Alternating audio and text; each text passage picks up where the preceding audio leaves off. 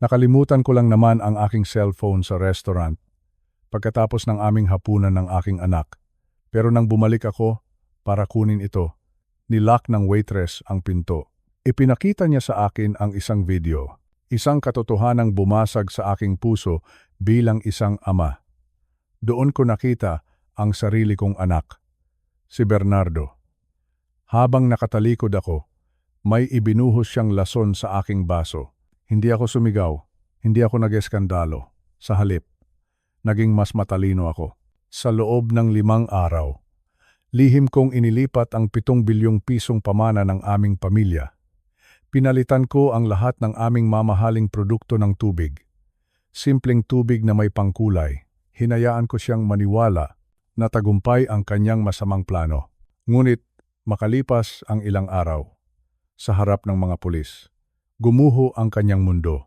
Habang hinihigpitan ang posas sa kanyang mga kamay, humahagulgol siya at nagmamakaawa. Ang pamanang inaasam niya ay naglaho na parang bula. Bago ko ituloy ang kwentong ito ng pagtatraidor at paghihiganti, maaari niyo bang sabihin sa akin kung nasaan kayo ngayon? Kayo ba ay nakikinig mula sa Cavite, sa Quezon City, o baka naman sa ibang bansa? I-comment po ang inyong lokasyon sa ibaba. Tahimik ang buong mansyon. Ang tanging naririnig ko lang ay ang mahinang ugong ng aircon at ang tilaok ng manok sa malayo kahit madaling araw pa lang. Nakaupo ako rito sa aking paboritong silya sa tapat ng bintana. Hawak ko ang isang tasa ng mainit na barako, pero tila wala akong panlasa. Ang isip ko ay bumabalik sa naganap na hapunan kagabi. Isang hapunang hindi ko malilimutan. Isang hapunang puno ng pait sa kabila ng matatamis na salita. Naaalala ko ang mukha ng anak kong si Bernardo. Nakaupo siya sa tapat ko, ang aking kaisa-isang anak. Sa tabi niya ay ang kanyang asawang si Cynthia. Ang ganda ng ayos ni Cynthia kagabi. Suot niya ang mamahaling kuwintas na perlas na regalo ko pa noong anibersaryo nila. Pero ang ningning ng mga perlas ay hindi kayang itago ang talas ng kanyang mga mata. Naghain sila ng paborito kong putahe. Mayroong sinigang na hipon na sadyang pinaasim sa sampalok. Mayroon ding malutong na lechon kawali. Pero habang inilalagay ni Bernardo ang pagkain sa aking pinggan, naramdaman ko ang kakaibang bigat sa dibdib ko. Hindi ito pagmamahal. Hindi ito pagkalinga. Ito ay pagpapanggap. Sabi ni Bernardo sa akin, "Tatay, kumain ka ng marami. Kailangan mo ng lakas." Nitong mga nakaraang araw kasi, napapansin namin na parang lagi kang malimutin.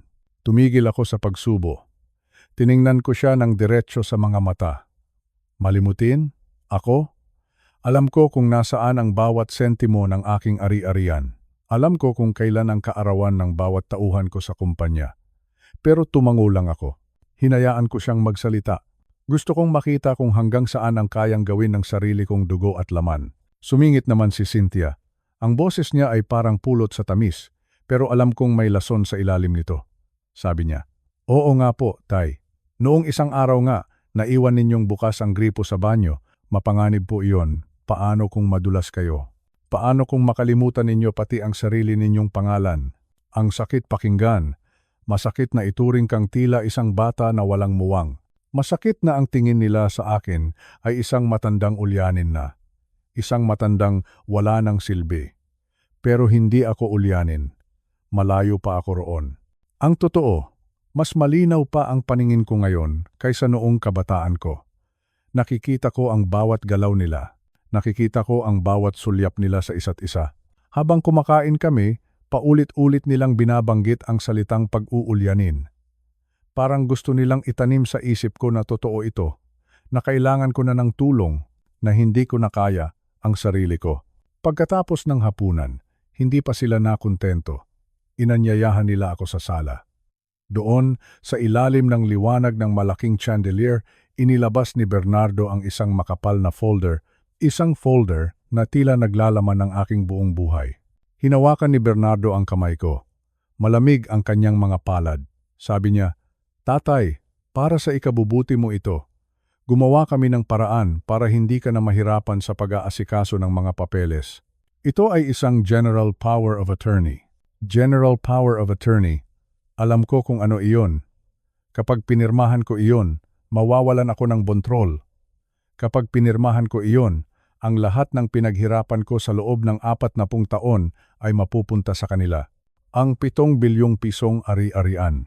7 bilyon. Isang halagang sapat para bumili ng buong bayan, pero tila hindi sapat para mabili ang katapatan ng sarili kong anak. Sabi ni Cynthia, "Tay, pirmahan mo na po ito.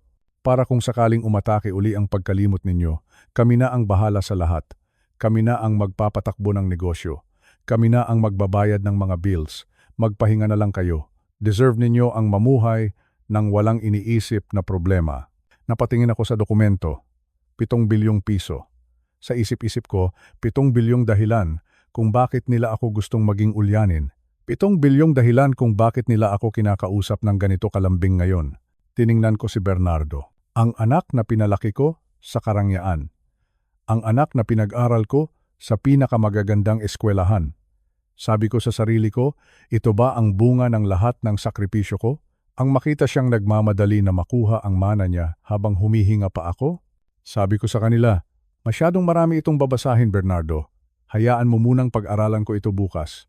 Pero mabilis ang sagot ni Cynthia. Sabi niya, "Tay, huwag na ninyong pahirapan ang sarili ninyo sa pagbabasa. Ipinaliwanag na sa amin ng abogado ang lahat. Ligtas po ito, para po ito sa proteksyon ninyo. Pirmahan ninyo na ngayon habang nandito kami para tulungan kayo." Ramdam ko ang pagmamadali sa boses niya. Ang kanilang mga mata ay nakatitig sa kamay kong may hawak na ballpen. Isang pirma lang. Isang pirma at tapos na ang lahat. Magiging isa na lang akong dekorasyon sa mansyong ito. Isang matandang pakakainin, paliliguan. At hihintayin na lang ang huling hininga habang sila ay nagpapakasasa sa aking pinaghirapan. Sa sandaling iyon, parang huminto ang mundo. Tiningnan ko ang ballpen. Pagkatapos ay tiningnan ko ang 7 bilyong pisong nakataya. 7 bilyon, isang napakalaking halaga. Isang halagang kayang bumago ng pagkatao. Isang halagang kayang pumatay ng pagmamahal. Naisip ko, paano nila nasisikmurang gawin ito? Paano nila nakakayanang magsinungaling sa harap ng hapunan? Sinasabi nilang mahal nila ako. Sinasabi nilang nag-aalala sila, pero ang totoo, ang tanging mahal nila ay ang pera. Ang tanging inaalala nila ay kung kailan sila magiging ganap na may-ari ng lahat. Binalik ko ang ballpen sa ibabaw ng mesa. Huminga ako ng malalim. Bukod sa pagiging malimutin, sabi ko ng mahinahon, parang sumasakit din ang kamay ko ngayon. Hindi ko yata kayang humawak ng ballpen ng maayos. Bukas na lang natin ituloy ito. Nakita ko ang pagkadismaya sa mukha ni Cynthia. Saglit siyang napatingin kay Bernardo. Isang sulyap na puno ng inis. Ngunit agad din siyang ngumiti. Isang peking ngiti na hanggang labi lang. Sabi niya, "Sige po, Tay. Kung iyan ang gusto ninyo, basta tandaan ninyo, nandito lang kami dahil mahal namin kayo. Ayaw naming mahirapan kayo. Mahal." Isang salitang napakasarap pakinggan, pero napakahirap patunayan. Nang umakyat na sila sa kanilang silid, naiwan akong mag-isa sa sala. Tiningnan ko ang mga larawan sa dingding. Larawan namin noong bata pa si Bernardo, noong ang tanging hiling niya lang ay laro ang kotse, noong masaya na kami sa simpleng pamumuhay. Saan ba ako nagkamali? Saan nagsimulang magbago ang lahat? Ngayon, habang nakaupo ako rito sa harap ng bintana at pinagmamasdan ang pagsikat ng araw, alam ko na ang dapat kong gawin. Hindi nila ako makukuha sa santong dasalan. Kung akala nila ay ulyanin na ako, hahayaan ko silang maniwala sa kasinungalingang iyon. Hahayaan ko silang maglaro dahil sa larangang ito, sa larangan ng negosyo at buhay. Ako ang nagtayo ng pundasyong ito at hindi ko hahayaang gumuho ang lahat dahil lang sa kasakiman ng sarili kong pamilya. 7 bilyong piso, iyan ang halaga ng aking kalayaan. Iyan ang halaga ng aking laban. Ramdam ko ang bawat tibok ng puso ko. Malakas pa ang puso ko. Matalas pa ang isip ko. At habang may hininga pa ako, hindi nila ako mapapirma sa dokumentong iyon. Balat kayong pagkalinga. Iyan ang ibinigay nila sa akin kagabi. Isang pag-aalaga na may nakatagong patalim. Isang pagmamahal na may nakasabit na presyo. Pero ako, si Eduardo. At hindi ako papayag na maging biktima sa sarili kong pamamahay. Muling uminom ako ng kape. Malamig na ito, pero ang init sa loob ng dibdib ko ay nagsisimula palang mag-alab. isang matinding apoy ng determinasyon. Bernardo, Cynthia, handa na akong makipaglaro sa inyo. Kung gusto ninyo ng drama, bibigyan ko kayo ng drama. Kung gusto ninyo ng ulyanin, magiging pinakamahusay akong aktor na nakita ninyo, pero sa huli, tanging ang katotohanan ang mananaig. At ang katotohanan ay ito. Hindi ninyo ako kayang lokohin. Hindi ninyo kayang nakawin ang aking dangal dahil ang 7 bilyong pisong iyon ay hindi lang pera. Iyon ay simbolo ng aking pagkatao. At ang pagkataong iyon ay hindi kailanman mabibili o mananakaw ng kahit na sino. Muling tumahimik ang mansyon. Pero sa katahimikang ito may nabubuong plano. Isang plano na hindi nila inaasahan mula sa isang ulyaning tulad ko. Mag-ingat kayo sa inyong mga hiling dahil baka ibigay ko ito sa paraang hindi ninyo magugustuhan. Balat kayong pagkalinga. Huwag kayong mag-alala, mga anak. Alam ko ang lahat. Ramdam ko ang lahat. At sa bawat hakbang ninyo, asahan ninyong naroon na ako, naghihintay, 7 bilyong piso. Ang laban ay nagsisimula pa lamang. Madilim na ang paligid. Ang tanging naririnig ko na lamang ay ang huni ng mga kuliglig sa labas at ang malakas na tibok ng aking sariling puso. Hating gabi na, ang oras kung kailan ang lahat ay mahimbing ng natutulog. Ngunit ako, heto, gising na gising ang aking diwa. Nakaupo ako sa tapat ng aking lumang mesa kung saan nakapatong ang aking mga gamit sa paggawa ng alak. Alam nyo, sa loob ng maraming dekada, ang paggawa ng wine ang naging buhay ko. Dito sa aming probinsya, kilala ang pamilya namin sa pinakamasarap na alak na gawa sa ubas at iba pang prutas. Ngunit nitong mga nakaraang buwan, tila unti-unting gumuho ang lahat. Sinasabi nila, ulyanin na raw ako. Sinasabi nila, nawawala na ang talas ng aking pang-amoy at panlasa. Ang masaklap pa, may mga bulong-bulungan na baka raw nasisiraan na ako ng bait. Tumingin ako sa suot kong kamiseta. May mansa ito. Isang mancha na nakuha ko noong huling beses na uminom ako ng tsaa na ibinigay sa akin. Noong una, akala ko ay simpleng tsaa lang iyon. Pero bakit ganoon? Bakit tila may kakaibang pait? Dahan-dahan, kinuha ko ang aking mga kagamitan. Ginamit ko ang aking kaalaman sa kemika, ang kaalamang nagbigay sa akin ng dangal sa loob ng mahabang panahon. Sinimulan kong suriin ang mansang iyon. Ang bawat patak ng kemikal na idinaragdag ko sa pagsusuri ay tila isang hakbang palapit sa isang madilim na katotohanan. Habang nagtatrabaho, naalala ko ang sinabi ng aking manugang noong isang araw. Sabi niya sa akin, "Tay, baka kailangan nyo na talagang magpahinga. Nakalimutan nyo na naman kasing timplahan ng tama ang wine natin. Malaking lugi ito sa negosyo. Alam nyo bang mahigit 50,000 piso ang nawala sa atin dahil sa batch na ito? 50,000 piso. Malaking halaga iyon. Pero alam ko sa sarili ko, hindi ako nagkamali.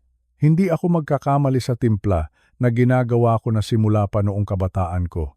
Habang hinihintay ko ang resulta ng reaksyon ng mga kemikal sa mancha, napahawak ako sa aking sentido. Ang hirap.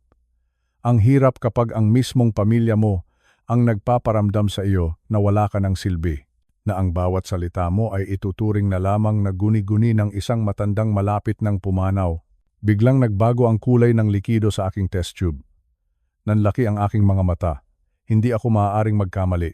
Ang kulay na ito ay tanda ng isang partikular na sangkap, zinc chelator. Inulit ko ang pangalan sa aking isipan, zinc chelator. Isang kemikal na hindi dapat matatagpuan sa isang simpleng inumin. Alam ko kung ano ang ginagawa nito. Unti-unti nitong ninanakaw ang kakayahan ng isang tao na makalasap at makaamoy. Kapag nawala ang dalawang pandama na iyon, para ka na ring bulag sa mundo ng pagluluto at paggawa ng alak. At ang mas masakit, ang epekto nito ay ginagawa kang mukhang nalilito, mukhang ulyanin, mukhang nawawala sa sarili. Napatitig ako sa kawalan, kaya pala kahit anong pilit kong tikman ang aking mga gawa, tila lahat ay matabang, tila lahat ay walang buhay. Hindi dahil sa tumatanda na ako, kundi dahil may naglalagay ng lason sa aking katawan. Isang lason. Oo, isang tunay na lason. Hindi ito yung lason na agad kang papatayin. Mas malupit ito. Ito ay lason na unti-unting papatayin ang iyong dangal. Papatahimikin ka nito sa pamamagitan ng paggawa sa iyong mukhang baliw sa paningin ng ibang tao. Sino ang gagawa nito sa akin? Naalala ko ang mga basong iniabot sa akin tuwing umaga. Ang mga ngiting tila puno ng pag-aalaga pero may nakatagong talim sa likuran. Sa bawat higop ko ng tsaa o kape na inihahanda nila, unti-unti pala nilang binubura ang aking pagkatao. Napaluha ako, pero agad ko itong pinunasan. Hindi ito ang oras para umiyak. Kailangan kong maging matatag. Kung iisipin nila na ako ay matandang ulyanin na, hahayaan ko sila. Ngunit ngayon, hawak ko na ang ebidensya. Ang zinc chelator na ito ang magiging susi ko. Gagamitin ko ang natitira kong lakas at talino para protektahan ang aking sarili. Hindi ako papayag na ang negosyong itinayo ko ng ilang dekada, ang pangalang iningatan ko, ay mawawala lang dahil sa kasakiman ng iba. Tumingin ako sa bintana, malapit na ang bukang liwayway. Ang liwanag ay unti-unti nang sumisilip sa abot tanaw. Tulad ng liwanag na iyon, ang katotohanan ay hindi na mananatiling nakatago sa dilim.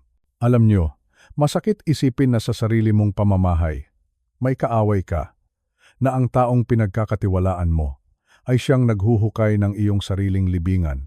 Pero kailangan kong maging mapagmatyag. Mula ngayon, ang bawat pagkaing isusubo ko, ang bawat inuming dadampi sa aking labi ay kailangan kong suriin. Hindi na ako ang dating Eduardo na basta-basta na lang naniniwala ngayong gabi. Sa loob ng maliit at madilim na laboratoryong ito, muling nabuhay ang aking tapang. Haharapin ko sila, hindi sa pamamagitan ng sigaw o dahas, kundi sa pamamagitan ng katotohanan. Ang katotohanang natuklasan ko sa gitna ng katahimikan ng gabi, ang mansang ito sa aking damit. Ito ang magiging simula ng aking paglaban. Hindi pa ako tapos. Malakas pa ang aking isip, at ngayon, mas matalas na ang aking paningin sa mga taong nasa paligid ko. Maghintay lang kayo. Malalaman ng lahat kung sino ang tunay na nagkakasala. Malalaman ng lahat na si Eduardo ay hindi pa nawawala sa kanyang sarili. Dahan-dahan kong nilinis ang aking mga gamit. Itinago ko ang test tube sa isang lugar na ako lang ang nakakaalam. Huminga ako ng malalim, inayos ang aking salamin, at naghanda para sa pagdating ng umaga. Isang bagong laban ang magsisimula sa pagsikat ng araw. At sa pagkakataong ito, alam ko na kung sino ang aking kalaban, zinc chelator. Isang kemikal lang yan. Ngunit ang pagmamahal ko sa aking pamilya at sa aking dangal, iyon ang hindi nila kailanman kayang lasunin. Hahayaan ko muna silang mag-isip na nananalo sila. Hahayaan ko silang maniwala na ako ay mahina na, dahil sa dulo, ang katotohanan ang laging mananaig. At ako, si Eduardo, ang magpapatunay niyan sa inyong lahat. Minsan, sa buhay natin, ang pinakamahirap na kalaban ay hindi ang taong nasa labas ng ating bakod. Hindi ang estranghero na nakakasalubong natin sa kalsada. Ang pinakamahirap na kalaban ay ang taong pinatira mo sa loob ng iyong bahay. Ang taong pinakain mo, pinagkatiwalaan, at itinuring na sariling dugo, madilim pa rin ang paligid. Pagkatapos kong matuklasan ang tungkol sa lason na zinc chelator, hindi na ako dinalaw ng antok. Ang bawat kaluskos ng hanging dumadaan sa bintana ay tila bumubulong sa akin. May mas malalim pa itong sikreto, may mas madilim pang katotohanan. 2:00 na ng madaling araw. Alam kong wala si Bernardo sa bahay. Sabi niya sa akin kanina, may pupuntahan lang siyang mahalagang pulong tungkol sa negosyo. Pero ang totoo, alam ko na ang kanyang mga galaw. Malakas ang kutob ko. May kung anong mabigat sa aking dibdib na nag-uutos sa akin na kumilos. Dahan-dahan akong tumayo mula sa aking higaan. Ang aking mga tuhod ay medyo sumasakit na. Dala na rin ng aking edad. Ngunit sa gabing ito, tila binigyan ako ng lakas ng Panginoon. Kinuha ko ang aking baston, pero hindi ko ito itinukod ng malakas sa sahig. Ayaw kong makalikha ng ingay. Naglakad ako patungo sa silid ni Bernardo. Habang papalapit ako sa kanyang pintuan, nararamdaman ko ang lamig ng semento sa aking mga paa. Ang bahay na ito, na dati ay puno ng tawanan at amoy ng masarap na ubas, ngayon ay tila isang malaking libingan ng mga lihim. Dahan-dahan kong pinuwersa ang pinto ng kanyang silid. Hindi ito nakalock. Pagpasok ko, ang amoy ng mamahaling pabango at sigarilyo ang sumalubong sa akin. Isang amoy na hindi ko kailanman nagustuhan. Nagsimula akong maghalughog. Alam kong mali ang makialam sa gamit ng iba. Itinuro sa atin ng ating mga magulang na ang paggalang sa pag-aari ng iba ay isang banal na tungkulin. Pero paano kung ang taong iyon ang unti-unting nagnanakaw ng iyong buhay? Paano kung ang paggalang na iyon ang siyang maghahatid sa iyo sa kamatayan? Binuksan ko ang kanyang kabinet, puno ito ng mga mamahaling barong at sapatos. Saan niya nakukuha ang pera para sa lahat ng ito? Ang sweldo niya sa aming kumpanya ay sapat lang para sa isang komportableng buhay, pero hindi para sa ganitong karangyaan. Hinalungkat ko ang ilalim ng mga damit. Doon, sa pinakasulok, may naramdaman akong isang matigas na bagay. Isang leather na bag. Isang bag na itim, luma, at tila pilit na itinago. Nanginginig ang aking mga kamay habang binubuksan ko ang zipper nito. Sa loob, tumambad sa akin ang mga tumpok ng papel, mga dokumento, mga resibo. At doon ko nakita ang katotohanang dumurog sa aking puso.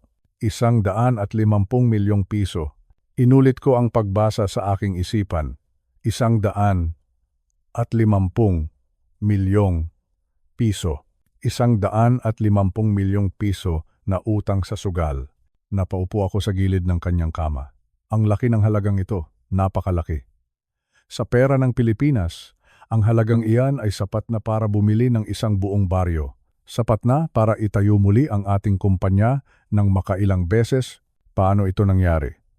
Si Bernardo, ang aking manugang, ang asawa ng aking anak, ay may ganito kalaking utang sa mga kasino. Kaya pala kating-kati siyang makuha ang aking mga pirma. Kaya pala gusto niyang ibenta ang mga lupain namin sa probinsya.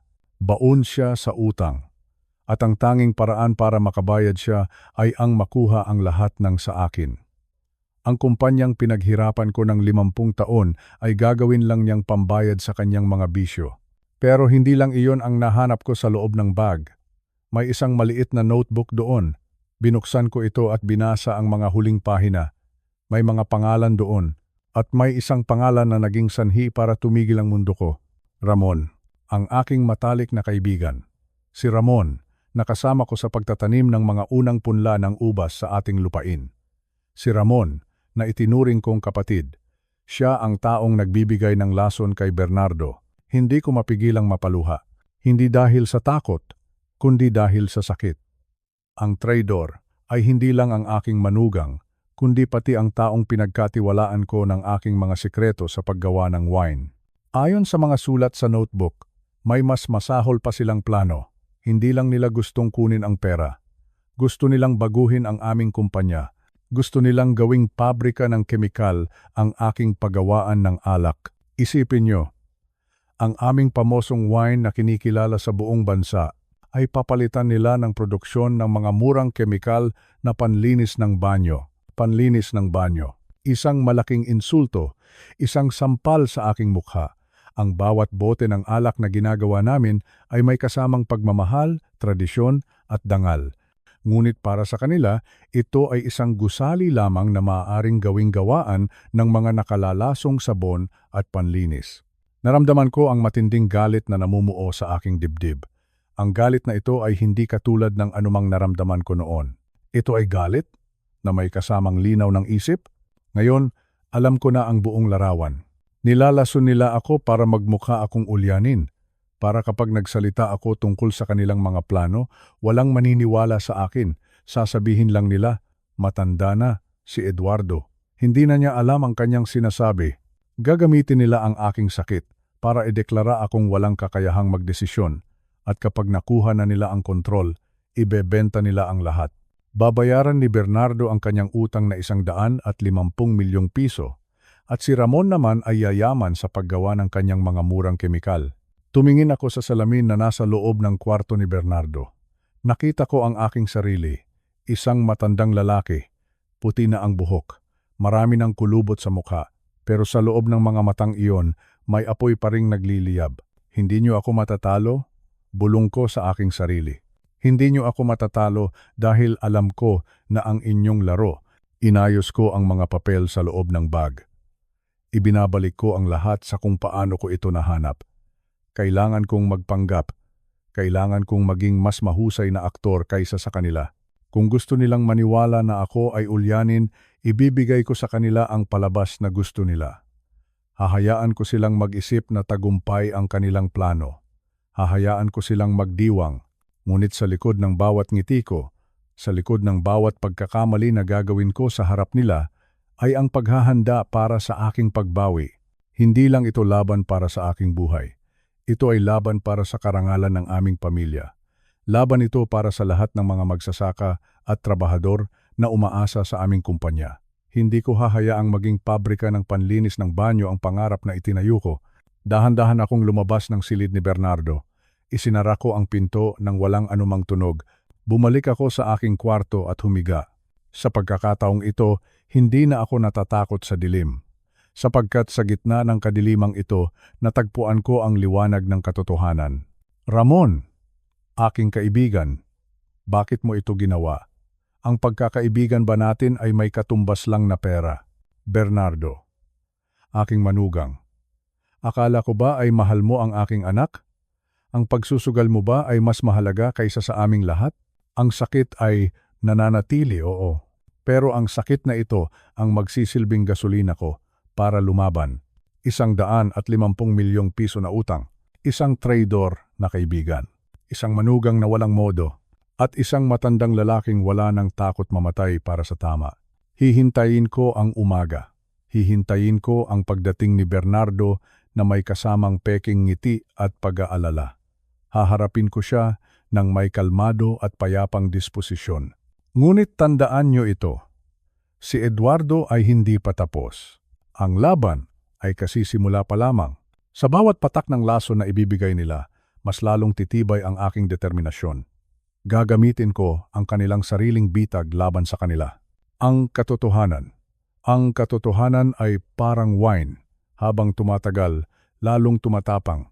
At sa huli, ang lasa nito ang mananaig sa lahat. Huminga ako ng malalim. Pinalipas ko ang mga natitirang oras bago sumikat ang araw sa pamamagitan ng panalangin. Humingi ako ng gabay sa Panginoon na nawa ay bigyan pa ako ng sapat na panahon. Panahon para ituwid ang mali. Panahon para protektahan ang aking mga mahal sa buhay. Hindi niyo ako makukuha sa lason niyo. Hindi niyo ako makukuha sa inyong mga kasinungalingan. Dahil ngayon, alam ko na ang lahat, Pin. At ang kaalamang ito, ang aking pinakamalakas na sandata. Sumikat ang araw sa ating bintana, ngunit ang pakiramdam ko ay tila may makapal na ulap pa ring nakatabing sa aking paningin. Alam nyo, sa edad kong ito, ang bawat umaga ay dapat sana ay puno ng pasasalamat. Isang tasa ng mainit na kapeng barako, ang huni ng mga ibon, at ang katahimikan ng aking hardin. Iyon lang naman ang hiling ng isang tulad ko, payapang buhay. Ngunit ngayong umaga, iba ang nararamdaman ko. Ang kape sa aking harapan ay tila walang lasa. Hindi dahil sa lason na inilalagay nila, kundi dahil sa pait na nararamdaman ko sa loob ng aking puso. Naisip ko ang aking natuklasan kagabi. Ang 150 milyong piso na utang ni Bernardo, ang katraidoran ni Ramon. Ang lahat ng ito ay parang isang mabigat na batong nakapatong sa aking dibdib. Tay, gising na pala kayo, tawag ng aking anak na si Maria mula sa pinto. Tumingin ako sa kanya. Ang aking kaisa-isang anak. Mahal na mahal ko siya. Nakita ko ang pag-aalala sa kanyang mga mata. Sa tabi niya ay nakatayo si Bernardo, ang aking manugang. Nakasuot siya ng plansadong polo, mukhang kagalang-galang, pero ngayon ay kitang-kita ko na ang itim sa likod ng kanyang mga mata. May hawak siyang folder. Isang makapal na folder. Alam ko na kung ano ang laman niyon. Ang mga dokumentong maglilipat ng lahat ng ari-arian ko sa kanyang pangalan. Ang mga papel na tatapos sa aking dangal. Tay, ito na yung mga papeles na pinag-usapan natin, sabi ni Bernardo. Ang boses niya ay malambing, pero ramdam ko ang pagmamadali, ang pagkainip. Sige, anak. Maupo muna kayo, mahina kong sagot. Pinilit kong gawing paos ang aking boses. Pinilit kong magmukhang mas matanda, mas mahina, at mas malapit na sa dulo. Kailangan kong kumuha ng oras. Kailangan ko ng panahon para makapag-isip kung paano ko sila haharapin sa harap ng mga board of directors. Hindi ko pwedeng pirmahan ang mga ito ngayon. Kung pipirma ako rito sa bahay, magagawa nila ang lahat ng gusto nila nang walang nakakakita. Kailangan ko ng madla. Kailangan ko ng mga saksi. Naupo sila sa tapat ko sa hapagkainan. Inilatag ni Bernardo ang mga papel. Tay, pirma na lang po ninyo ang kulang dito para naman hindi na kayo mahirapan sa pag-aasikaso ng kumpanya. Kami na ni Maria ang bahala sa lahat. Magpahinga na lang kayo. Magpahinga.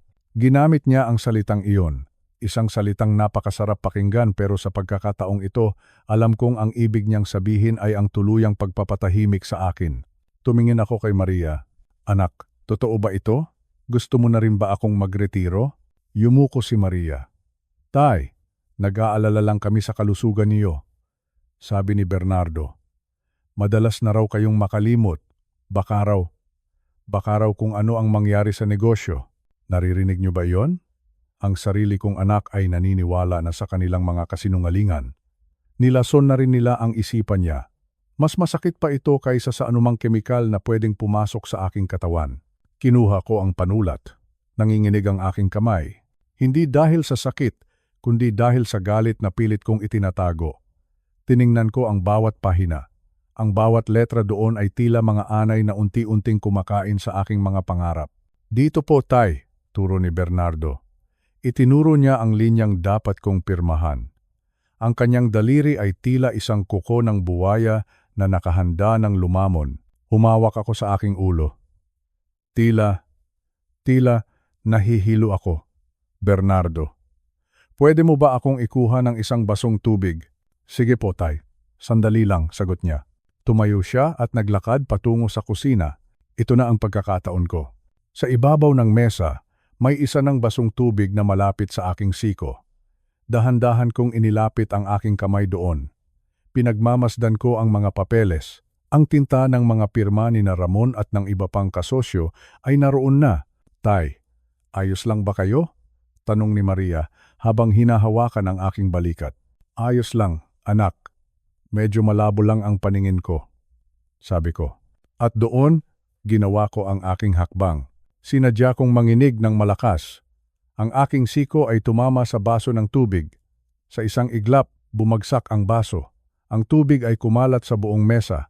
Ang mga papeles, ang mga puting papel na puno ng kasamaan, ay agad na nabasa. Naku!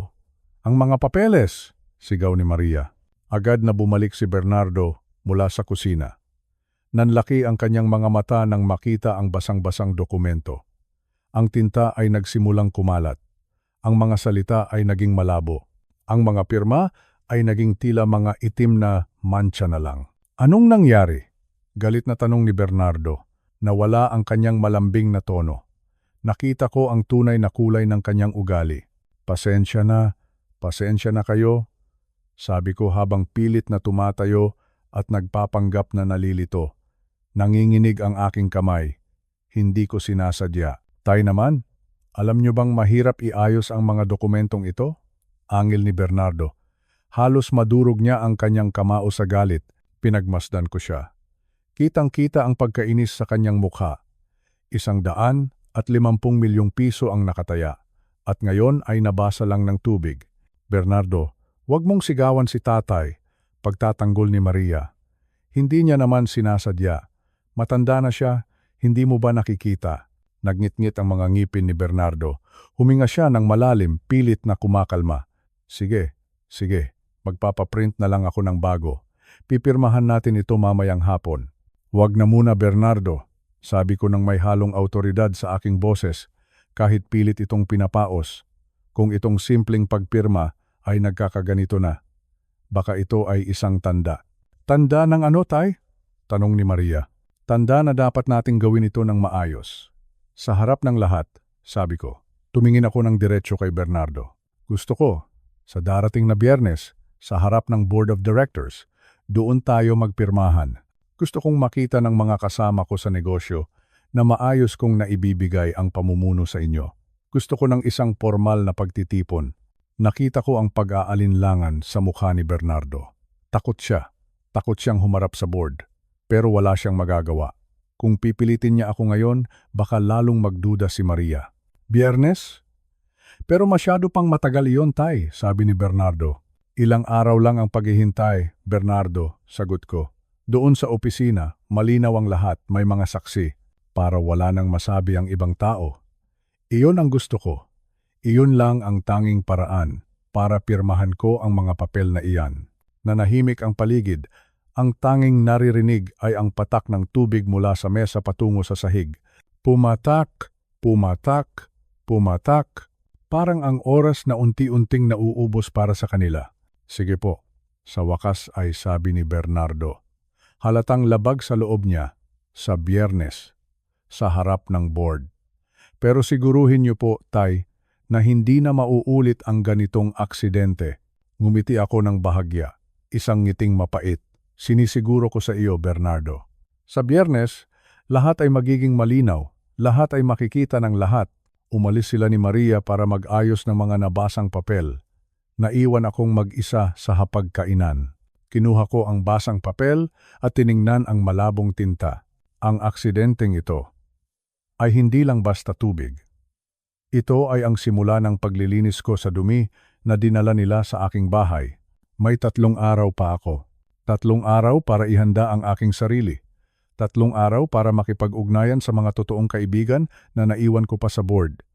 3 araw para patunayan sa lahat na si Eduardo ay hindi patalo.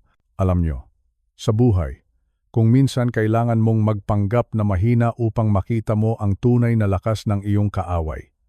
Kailangan mong tumungo upang makita mo ang mga bitag sa iyong dinadaanan. Bernardo, Ramon, akala nyo ay nakuha nyo na ako. Akala nyo ay sapat na ang lason at ang pananakot nyo. Pero hindi nyo alam, ang isang matandang puno, kahit tuyo na ang mga dahon, ay may malalim na ugat na hindi nyo kayang basta-basta hugutin. Sa Biyernes, sa harap ng mga taong naging saksi sa paglaki ng kumpanyang ito, doon ko ilalabas ang lahat, ang utang mong 150 milyong piso, ang lason na ibinibigay niyo sa akin, at ang katotohanan kayo ang tunay na may sakit. May sakit sa kasakiman. Huminga ako ng malalim at tumingin sa labas ng bintana. Ang araw ay mataas na, ang hangin ay sariwa. Sa unang pagkakataon sa loob ng mahabang panahon, nakaramdam ako ng pag-asa. Hindi pa ako tapos. Ang laban ay hindi pa tapos. Maghanda kayo. Dahil ang Biyernes ay darating. At sa araw na iyon, ang katotohanan ang mananaig. Salamat sa Panginoon sa pagkakataong ito. Salamat sa tubig na nagbigay sa akin ng oras. Ngayon, kailangan ko ng kumilos. Tahimik, mabilis, at may paninindigan. Ako si Eduardo. At hindi ako papayag na ang aking buhay ay magtapos lang sa isang basang papel at isang traidor na manugang. Tuloy ang laban. Madilim ang gabi. Napakatahimik ng buong paligid. Dito sa aming probinsya, kapag ganitong malalim na ang gabi, tanging ang awit na lamang ng mga kuliglig at ang marahang kaluskos ng mga dahon ang iyong maririnig. Ang lahat ay tila nahihimbing na sa ilalim ng kanilang mga kumot. Ngunit ako, heto ako, gising na gising ang diwa. Nakaupo ako sa tabi ng bintana, naghihintay sa isang hudyat. Ang liwanag ng buwan ay sapat na upang makita ko ang malawak na bakuran. Doon, sa dulo ng aming lupain, nakatayo ang aming bodega. Ang bodegang iyon ang naging saksi sa lahat ng aking paghihirap. Doon nakaimbak ang libu-libong bote ng wine na pinagpuyatan ko ng maraming dekada. Bawat bote ay may kuwento. Bawat patak ay may halaga.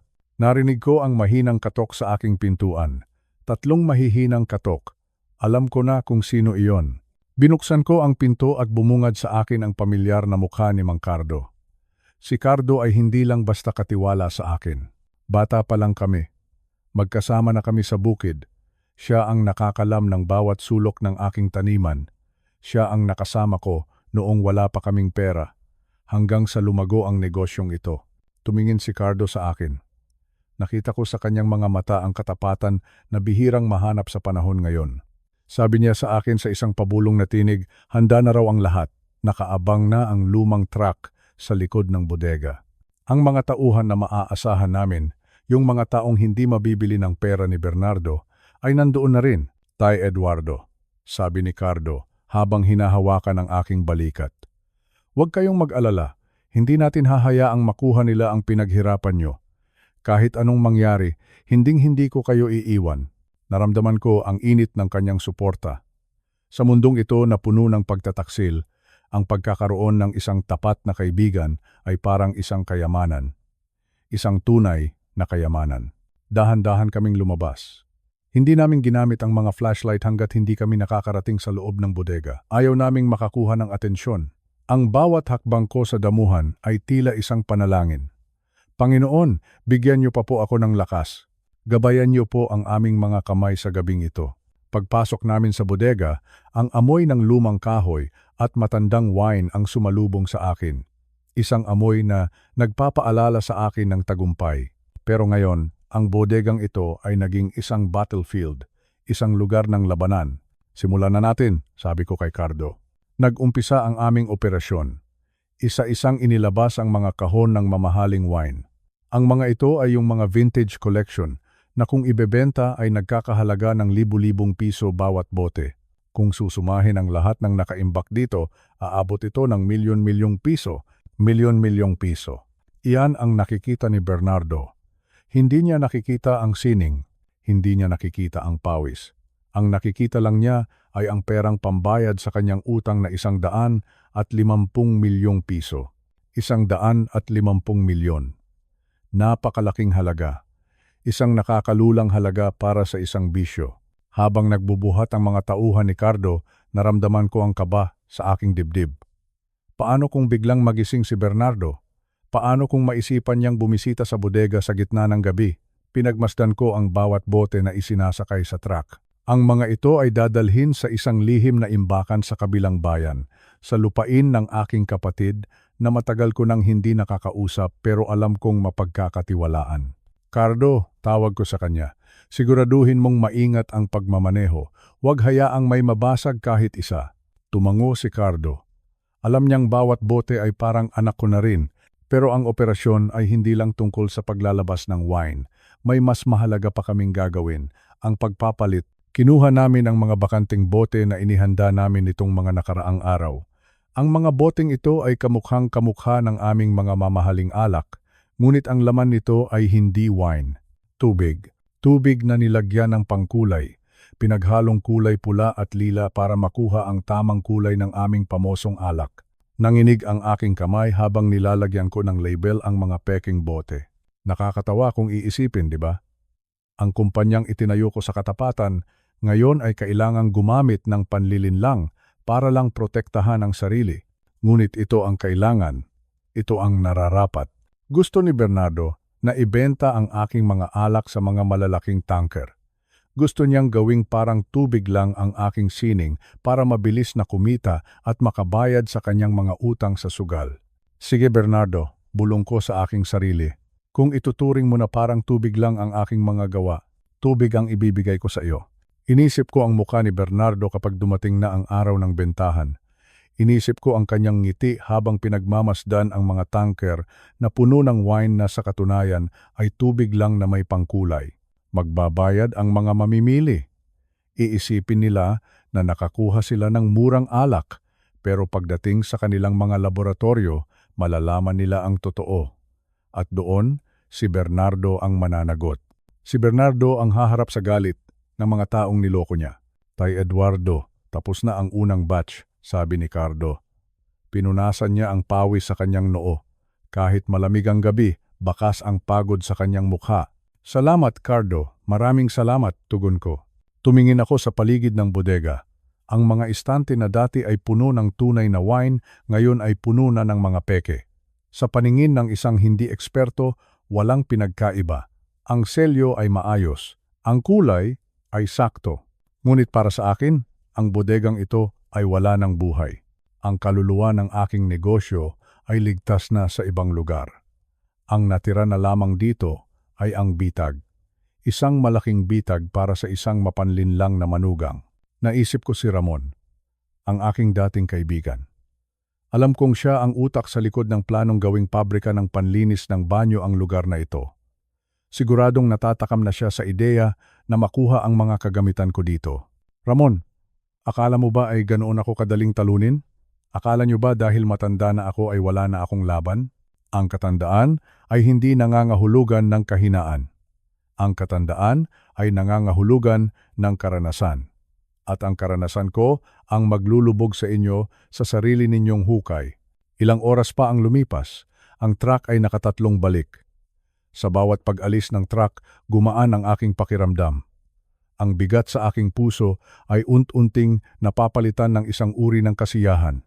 Hindi yung kasiyahang nakakatawa, kundi yung kasiyahan ng isang taong nakagawa ng hustisya. Hustisya. Inulit ko ang salitang iyon sa aking isipan. Hustisya. Para sa aking asawa na pumanaw na at hindi nakitang magkakaganito ang pamilya namin. Para sa aking anak na si Maria na nabulag ng maling pag-ibig at para sa lahat ng mga manggagawa na nagbubuhos ng kanilang lakas dito sa aming taniman, malapit na magmadaling araw tayo, paalala ni Cardo. Kailangan na nating matapos ito bago magising ang mga kasambahay. Mabilis naming inayos ang mga huling bote. Nilinis namin ang sahig para walang bakas ng anumang natapon na tubig o pangkulay.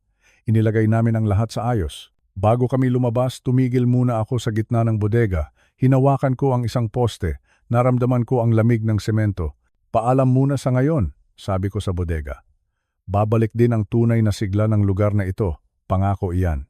Naglakad na kami palabas ni Cardo. Sa huling pagkakataon, tiningnan ko ang bodega bago namin ito nilak. Mukha itong tahimik. Mukha itong walang kakaibang nangyari. Habang naglalakad pabalik sa bahay, naramdaman ko ang panginginig ng aking mga binti. Hindi na nga ako kasing lakas ng dati. Ang pagbubuhat at pagpupuyat ay nagdulot ng sakit sa aking mga kasukasuan. Pero ang isip ko ay mas matalas pa sa kutsilyo. Cardo, magpahinga ka na, sabi ko sa aking tapat na kaibigan nang makarating kami sa may likurang pinto. Maraming salamat sa lahat. Walang anuman, Tay Eduardo. Matulog na rin kayo. May malaki pa tayong laban sa Biyernes. Tumango ako, ang Biyernes. Ang araw ng pirmahan sa harap ng Board of Directors. Pumasok ako sa aking silid ng dahan-dahan. Hinubad ko ang aking sapatos at humiga sa kama. Masakit ang aking likod, pero ang aking konsensya ay payapa. Ngayon, handa na ang entablado. Handa na ang mga gamit. Ang mga peking wine ay naghihintay na sa kanilang mamimili. Bernardo, Ramon, sige, ituloy niyo ang inyong plano. Magdiwang kayo sa inyong isipan. Isipin niyo na sa Biyernes ay mapapasa inyo na ang lahat. Ngunit hindi niyo alam, ang hawak niyo na lang ay mga bote ng tubig. Tubig. Isang simpleng bagay na walang halaga sa inyong mga mata, pero ito ang magpapabagsak sa inyong kaharian ng kasinungalingan. Sa gitna ng kadiliman, napangiti ako. Isang ngiti ng tagumpay. Hindi pa tapos ang kuwento ni Eduardo. Ang hating gabing operasyong ito ay simula pa lamang ng aking pagbawi. Hihintayin ko ang pagsikat ng araw. Haharapin ko ang umaga ng may bagong pag-asa.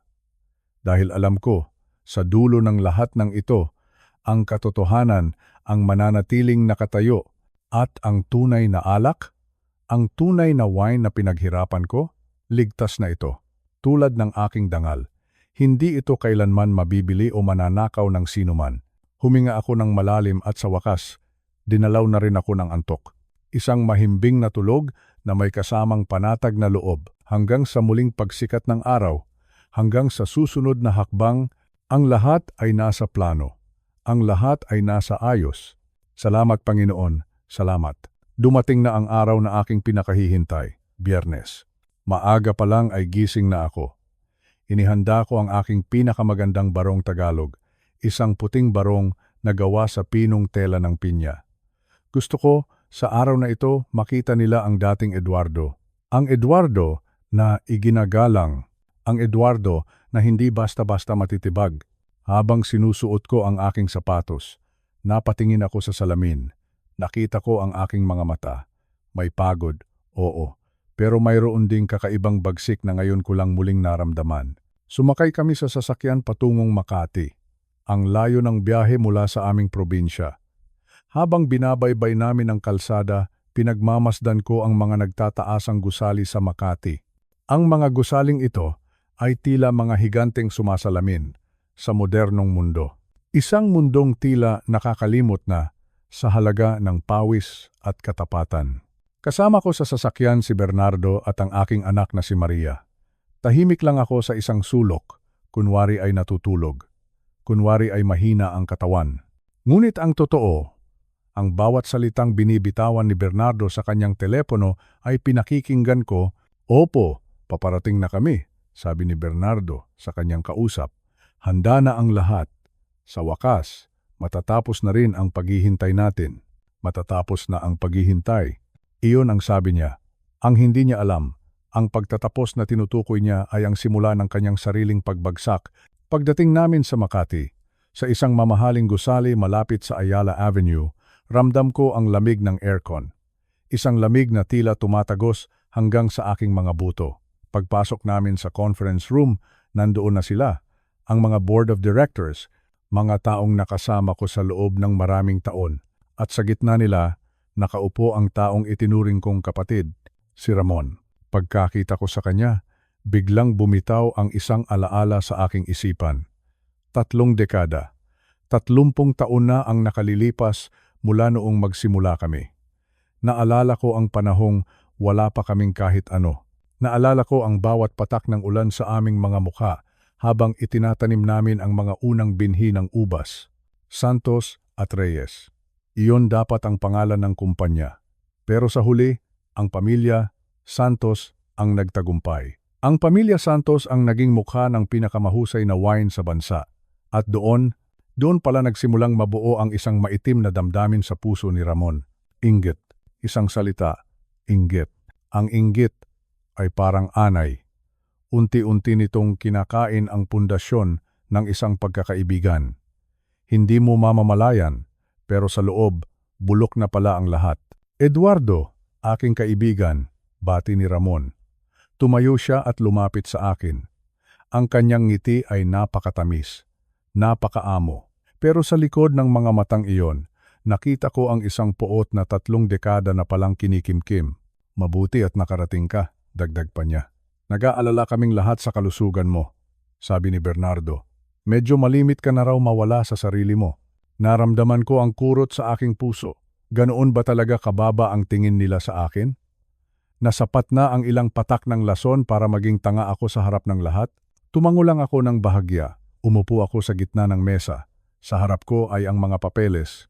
Ang mga papeles na dapat ay pipirmahan ko na noong nakaraang araw kung hindi ko lang sinadyang mabasa ng tubig. Tay, ito na po ang mga bagong kopya, sabi ni Bernardo habang inilalatag ang mga dokumento. Lahat ay maayos na. Pirma nyo na lang po ang kailangan para maging formal ang paglilipat ng kapangyarihan. Tumingin ako sa paligid ng silid. Nakatingin silang lahat sa akin. Ang mga board members ay tila naghihintay ng isang palabas. Ang ilan sa kanila ay tila may pag-aalala, pero ang karamihan ay mukhang gusto na lang matapos ang lahat. Huminga ako ng malalim. Tumingin ako ng diretso sa mga mata ni Ramon. Ramon, bakit? Bakit mo ito ginawa? 3 dekada tayong magkasama.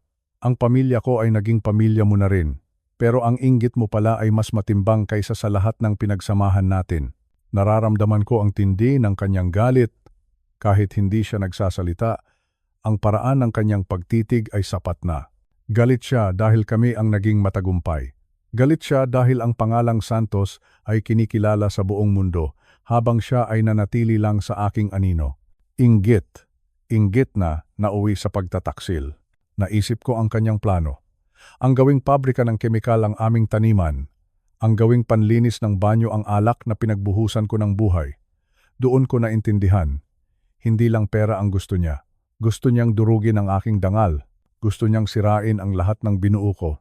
Gusto niyang ipakita sa mundo na sa huli, ang pamilya Santos ay nabigo. Kinuha ko ang panulat. Naramdaman ko ang panginginig ng aking daliri. Hindi ito dahil sa takot. Ito ay dahil sa sobrang galit na pilit kong pinapakalma. Tay, pirma na po, udyok ni Bernardo. Halatang hindi na siya makapaghintay. Siguro ay iniisip na niya ang pambayad sa kanyang utang na 150 milyong piso. 150 milyon. Iyon ang presyo ng aming kumpanya para sa kanya.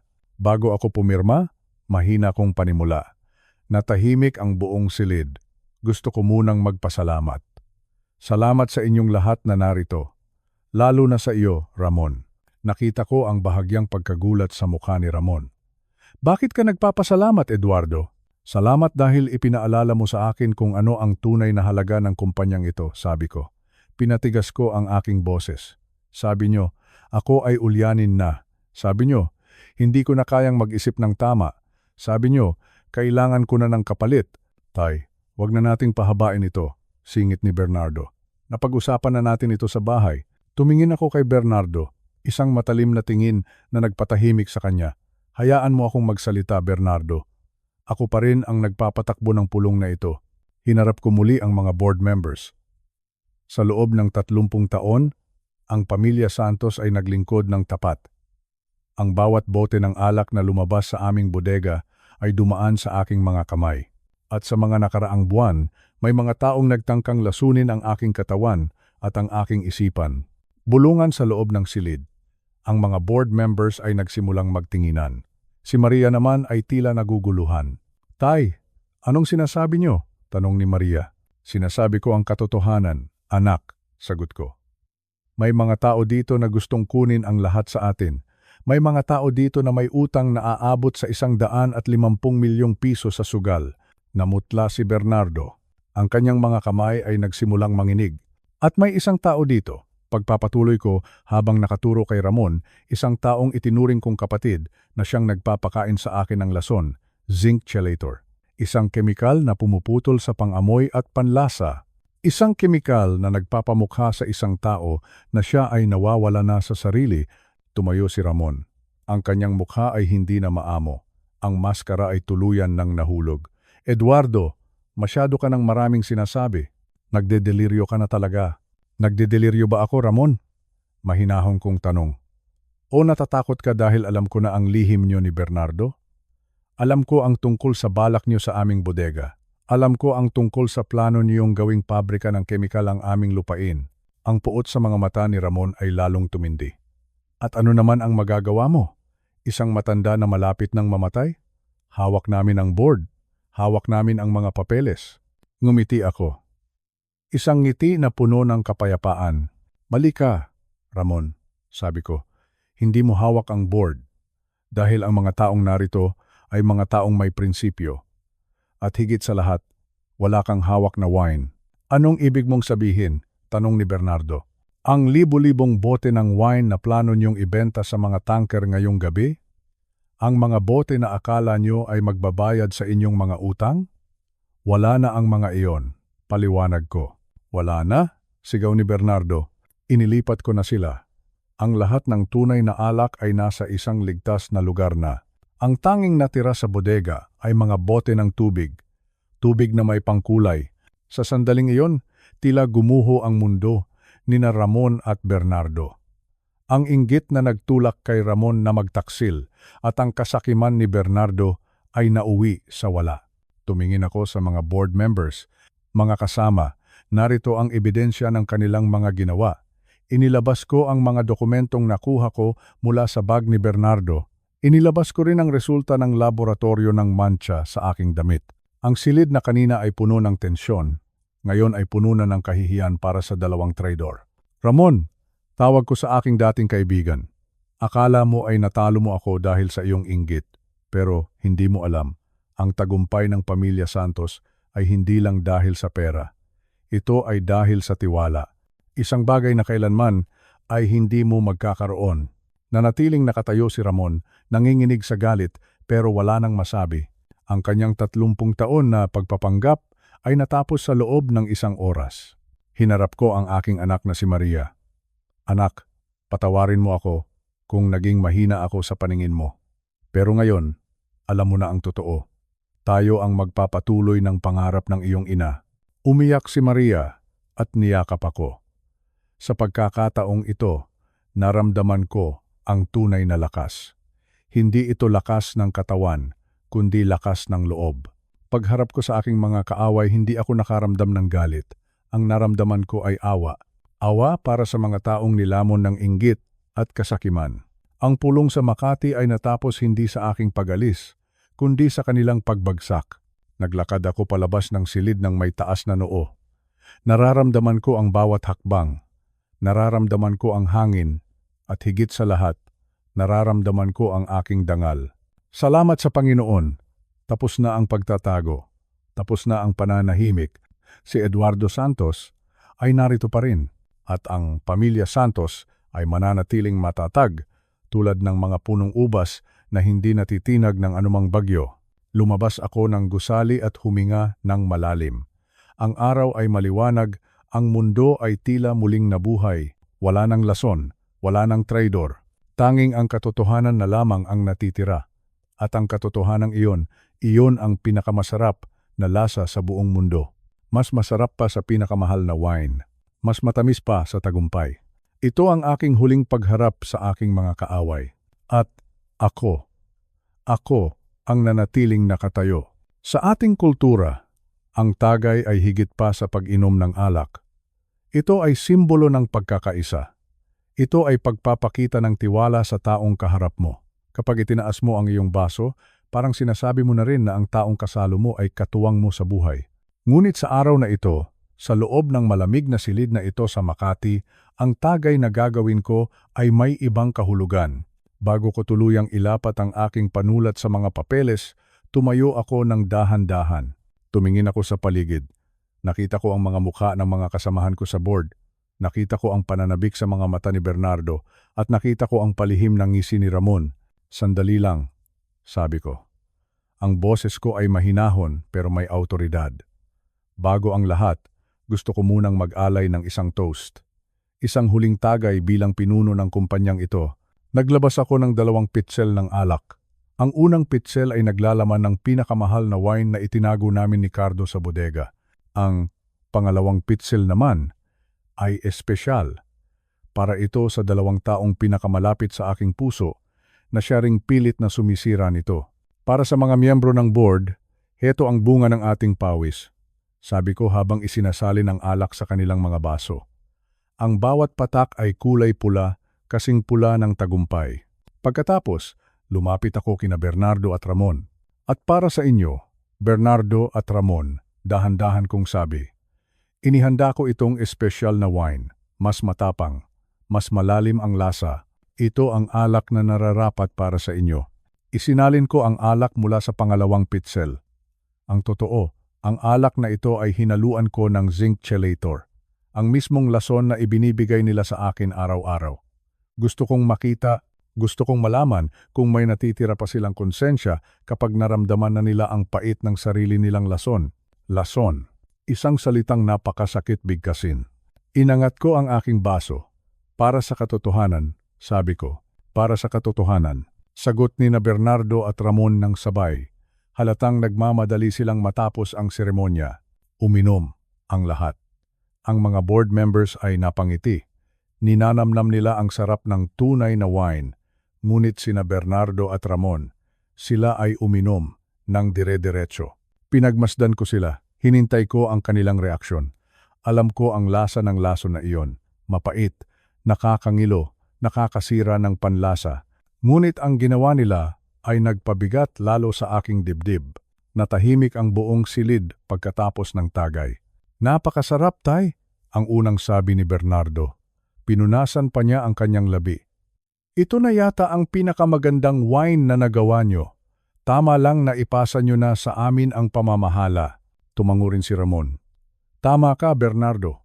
Eduardo, talagang hindi ka pa rin nawawala sa timpla. Napakalinaw ng lasa. Napakalinaw. Inulit ko ang salitang iyon sa aking isipan. Malinaw. Doon ko nakita ang tunay na dumi ng kanilang pagkatao. Ang alak na iniinom nila ay puno ng lason. Dapat ay naduduwal sila. Dapat ay nararamdaman nila ang pait.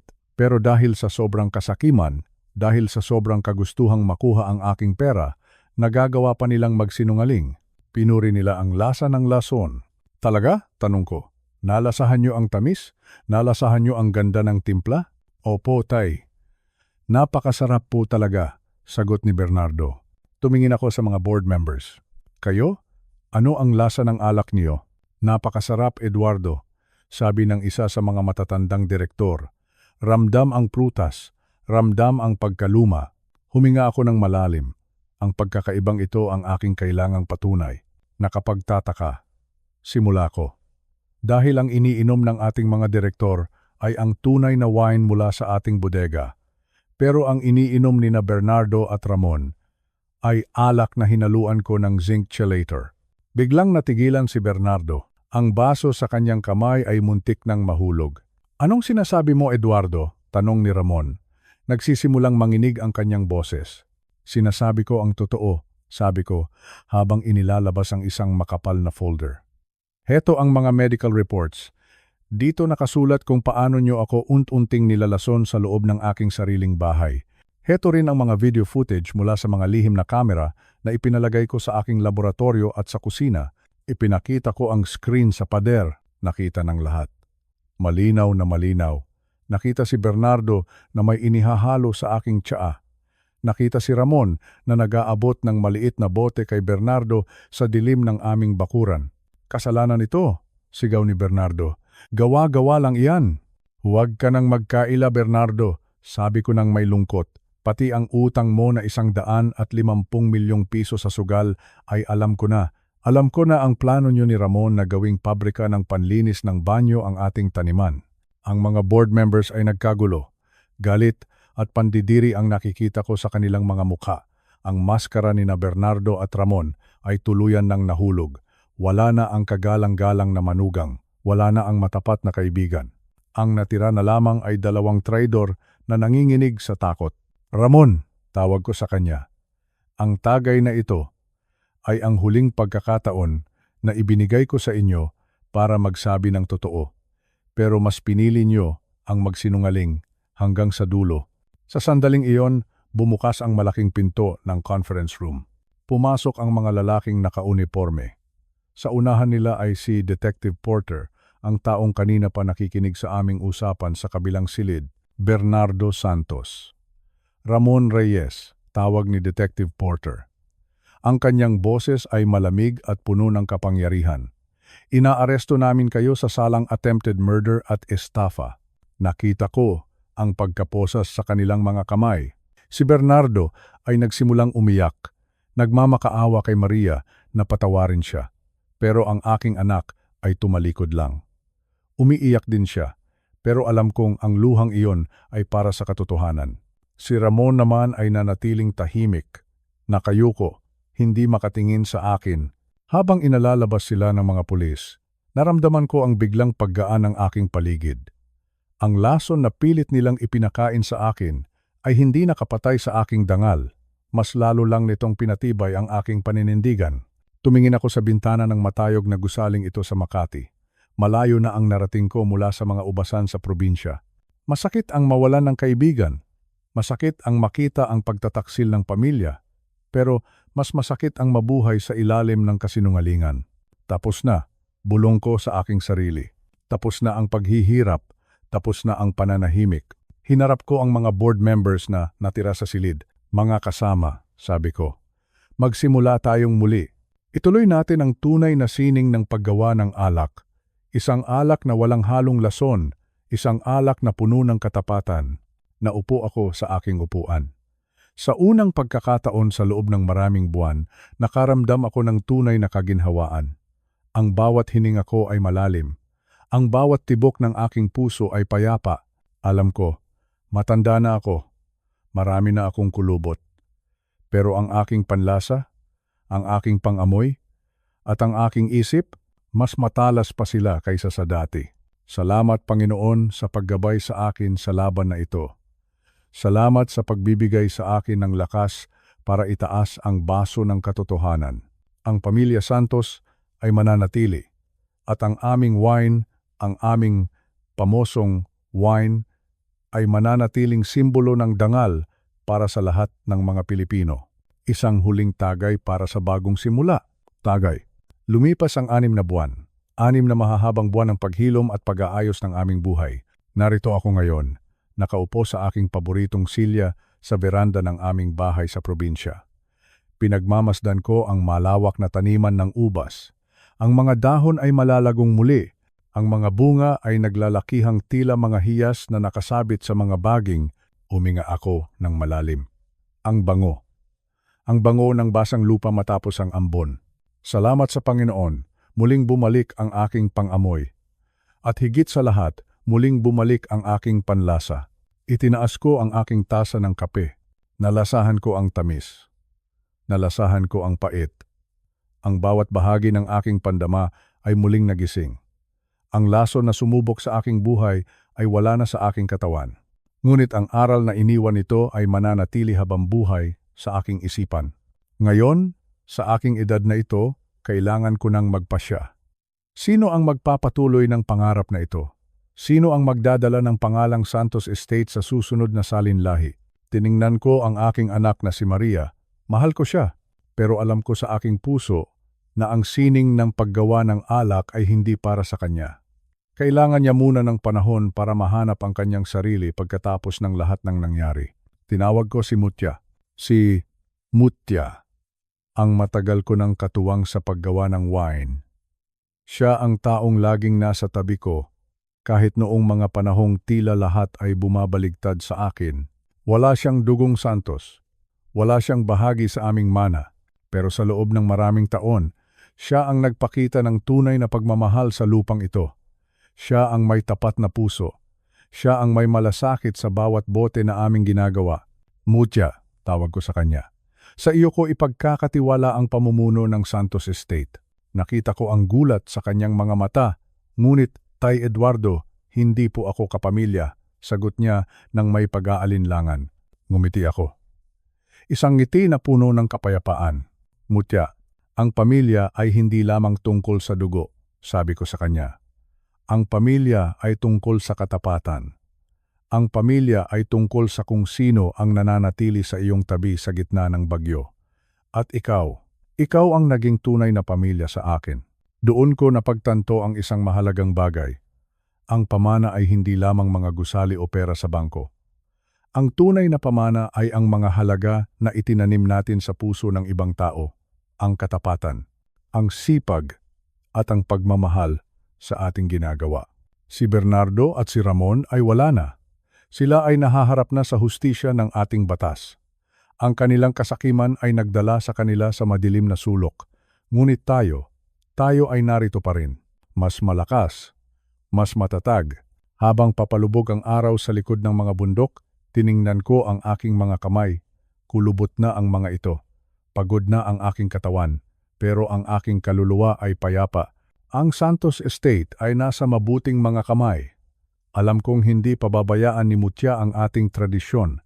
Alam kong ang bawat bote ng alak na lalabas dito ay magdadala pa rin ng dangal na aking iningatan. Ito na ang aking bagong bukas. Isang bukas na puno ng pag-asa. Sa inyong mga nakikinig, lalo na sa mga katulad kong may puting buhok na, tandaan nyo ito. Huwag kayong matakot sa dilim. Huwag kayong matakot sa mga pagtataksil. Hanggat hawak nyo ang katotohanan, lagi kayong mananaig. Ang buhay ay parang wine. Dumadaan sa pagpiga, dumadaan sa pagtago sa dilim. Pero sa tamang panahon, lumalabas ang pinakamasarap na lasa. Salamat sa inyong pagsama sa aking kwento. Ako si Eduardo Santos, at ito ang aking pamana. Isang huling tagay para sa ating lahat. Tagay para sa katotohanan. Tagay para sa pag-ibig. Tagay para sa bagong simula. Salamat.